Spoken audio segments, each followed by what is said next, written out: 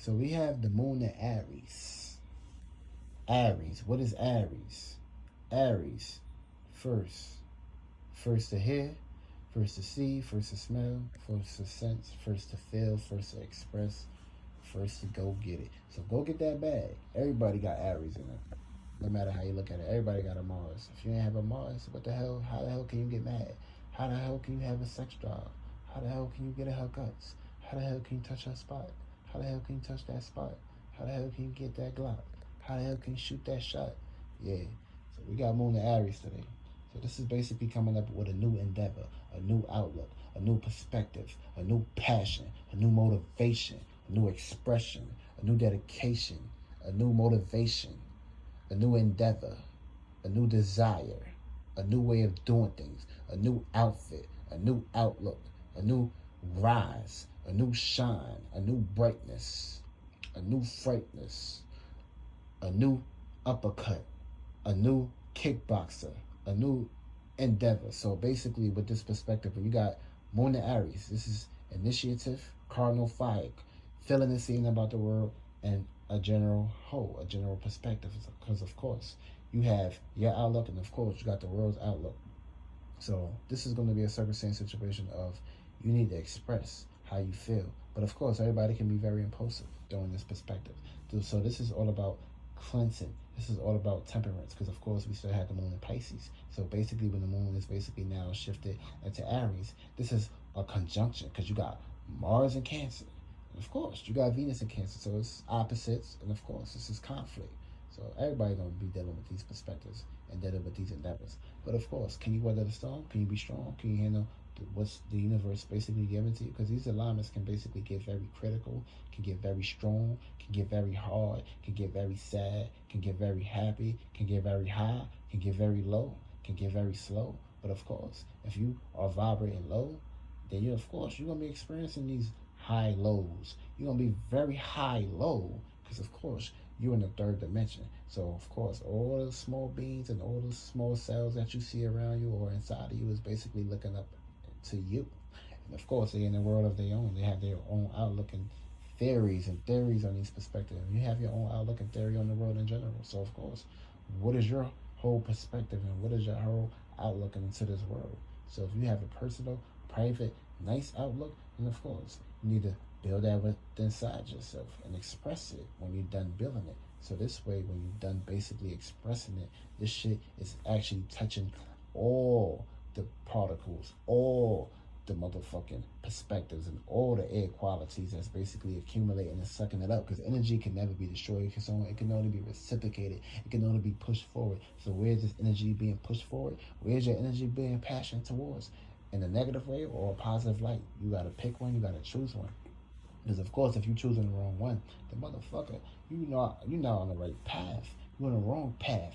You're being misled. You're being misguided. And of course, you don't want to be misguided to the wrong space, the wrong hemisphere. Because if you get in the wrong space, that's like fucking being a motherfucking mouse coming into a snake's dimension. And of course, you already know how that shit go. You gonna run. You gonna be scared. When that snake see you in there, that motherfucker gonna eat your ass up. And of course, that's what we talking about. Motherfucking Moon and Aries, Mars, passion, motivation, war. And of course, if you ain't ready for that war, if you ain't ready to basically get uplifted, if you ain't ready for change in the motherfucker, you gonna get ate up by all the demons, all the parasites that ain't ready to change in this motherfucking world. Just like your weak ass government. So motherfucker, are you governing yourself? Or are you allowing the motherfucker to govern you? Which one is it? Which one is it? You have to pick. You gotta choose. And motherfucker, you have your own mind, your own perspective on reality. And if you allow motherfucker to control that mind of yours, then motherfucker, you in a hypnosis. Just like the movie Get Out. When the nigga got caught into the motherfucking place,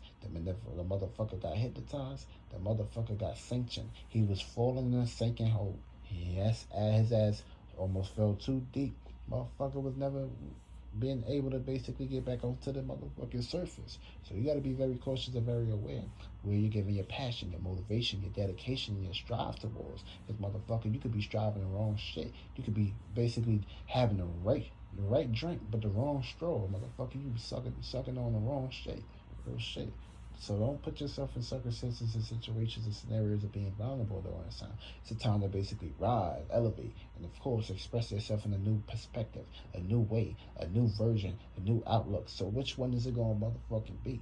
It's going to be the new one or it's going to be the old one. And of course, fire loves to burn through reality, being that it's a cardinal perspective with the moon and Aries. So we burning through reality, motherfucker. We're not getting lost or getting stagnated. Stagnated fire, motherfucker, that look very disgusting. We need to find a new shine, a new light, a new outlook, a new way where we can basically plug some shit up and plug some electricity up and basically get the boils clumping. If you ain't got the shit boiling, if you got the wrong shit on the pot, the motherfucker get out the crowd. If you ain't got the right heroin on that motherfucking stove, how the fuck you gonna be able to get actually serve the fiends? And the fiends is the motherfuckers that's demons, that's lost into this world, that's lost into one way of looking at the world and ain't got no imagination. So of course, we gotta show the fiends that it's a new way on how to do shit. It's a new way on how to get high without using the heroin and shit. So of course, you gotta come up with your own perspective, your own outlook, your own ways, your own visions, your own perspective on how you're gonna basically perceive and attract. And of course, opposites always attract. So of course, with this perspective, this is what we're gonna be dealing with. So it's gonna be a whole lot of passion, a whole lot of aggression, a whole lot of motherfucking killing too in this perspective, because you got other side of Pluto in this perspective. So desires can be outlook. You might just be inside of a chick pants without even thinking during this time. That's how serious it is when you got the moon in Aries. So that's an impulsive sign, doing things without thinking. Because of course we ain't really prone to looking at the details. Because of course, remember, Mars is kind of sleep in Cancer. So this whole perspective is like, motherfucker, I don't really care about feelings. I don't care about love, emotions, and none of that, motherfucker. If you ain't got my outlook on how I want to see shit, then it's a problem. It's going to be a problem. That's how it's going to be pertained. But of course, you got to also have Venus, Libra, which is the opposite, on basically finding equilibrium and balance. And of course, you got Mars, you got Aries, exalted, and Saturn. So Saturn is in Aquarius right now. So Aquarius and Capricorns, y'all get ready for this Mars energy, this raw like passion, this raw energy that's basically gonna bring this perspective here. And of course, Saturn falls in motherfucking Mars, aka Aries. So it's gonna that's leads you with Aquarius to find the balance, to make sure the rawness is not too strong, making sure everything is more unique, more humanitarian. So of course your passion motivation is not predicated towards being a humanitarian during this time. Then what is the whole purpose of you even being on this planet? You might as well be an ant, help build the motherfucking dirt. And of course you're gonna get walked on regardless. But of course, at least you tried. A lot of people pigs, a lot of people soft, a lot of people weak, a lot of people ain't ready for this life. So which one is it gonna be? But let's get into these motherfucking energies. That's if the alarm don't go off. Now, if you got the first house, and if you got Aries in the first house, this is pretty much a new outlook on your personality and the way you express yourself. So you need to find a new way on how to express yourself and express your personality, no matter what the circumstance situation is. But try to find equilibrium and balance. Try not to be too aggressive, too not giving a fuck about nobody else or the way they see things in life, because this is how it's gonna play out. So you need to find that fairness, that justice, that equilibrium, that balance, and everything will be right. This way you can find balance, a new way to find balance is on how you express yourself. Now, if you got this in the second house, this is a new outlook on values, on the things that you value, new resources. And of course, Aries don't really fuck with this house because it's kind of like the opposite side of the coin. Even though it's a semi-sextile, but it's also the opposite side because, of course, Venus is playing the positions of Libra and Taurus, which is the two signs. But you got the Earth here. And of course, fire and Earth don't mix.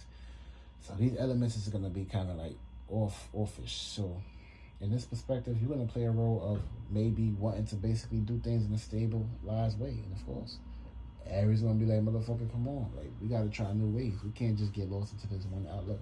And then that's where the clash comes, because the second house don't love to be rushed. But the first house love rushing into shit. So it's going to be kind of hard and difficult, but find equilibrium and balance.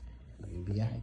Now, if you got this in the third house, you're going to basically be finding new ways on how to think, communicate, utilize your surroundings, familiar faces and familiar places that you basically connect with on a day-to-day basis.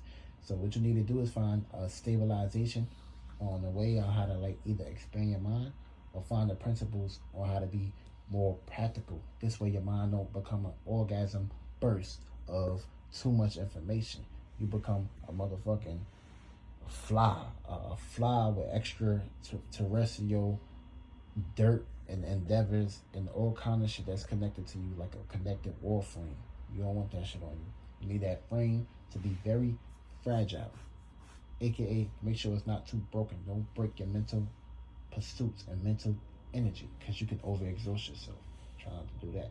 If you got the Aries in the fourth house, this is coming up with a new outlook dealing with family matters in that thing, in that perspective. So you may be preachy, teachy, lovey, and overindulgent during the time. Try to find a way on how to be practical and more passionate, and try to like not allow other people's responsibilities to taint with yours, and you'll be alright. If you got Aries in the fifth house, see now you're gonna go to the extreme by being a center stage, being very egotistical.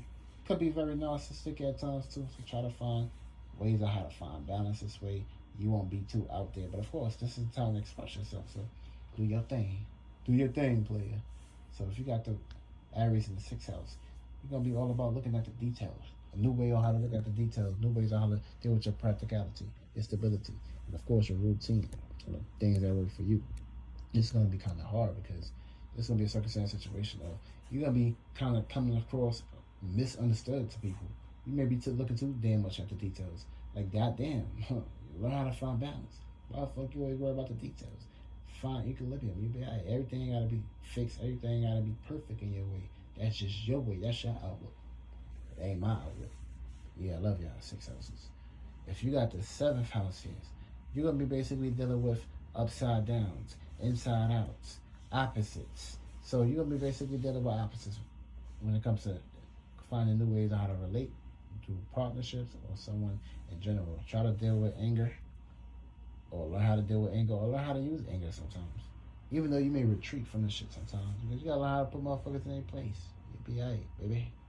If you got the eighth house here, this is overindulging into your desires, your pleasures, intent, willpower, motivations, and of course, try not to get too lost into these things. Try to look at life more rainbow-ish, and not look at life as a dark perspective where you don't have nobody in the light to basically shine on. You don't want that. Find balance and be alright.